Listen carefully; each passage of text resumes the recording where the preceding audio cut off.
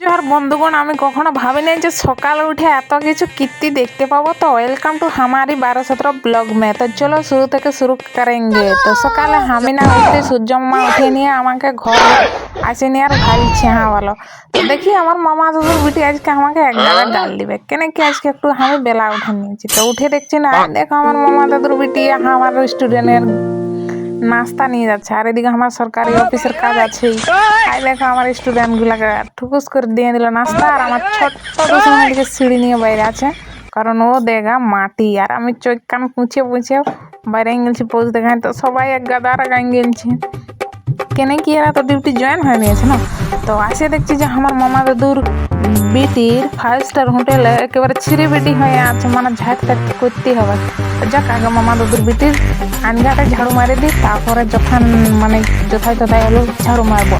তো যাই হোক, এই যে আছে এবার মামা দাদুর বিটির 5 স্টার হোটেলের গ্যাস সিলিন্ডারটা একটু গোবর দিয়ে দিচ্ছি, তারপরে আগুন ধরাবো। তো এই যে দেখতেই পাচ্ছ।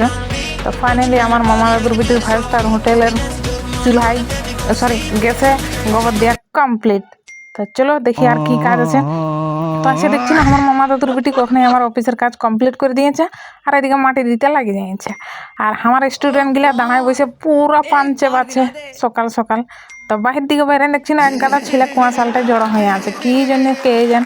তো আমি এই যে দাঁতের নামের অস্ত্রটা নিয়ে এবার মুখ গুতাগুতি করতে করতে মুখ ধুতে চলে যাব না। আমার মামা দাদুর বেটি এবার চা রাঁধছে। তো এই দেখো কোথায় ঢুকে নিয়ে চিনি খুঁজে বলছে। তো চা হতে না হতে এক গাদা পাবলিক চলে এসছে, এই যে দেখতে পাচ্ছ চা খাওয়ার লাগে, মানে আমাদের ঘরে সেই একটা ব্যাপার চলে।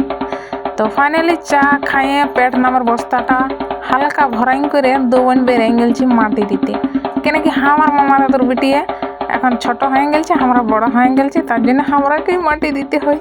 তো ফাইনালি মাটি দেওয়া কমপ্লিট হয়নি, ছাড়িয়ে দিয়ে আমার ছোট দুশ্মন লাগিয়ে গেছে ছোট ঘর বানাতে। এই দেখো মানে ছোট ছেলে যে বয়সে ছেলে খেলাবার সময় সেই বয়সের ছেলের মতন খেলছে। তো এই দেখো ওর ঘর অর্ধেকটা কমপ্লিট হয়ে গেছে। তো চলো আমার ভিডিও শেষ। জোহার জোহার।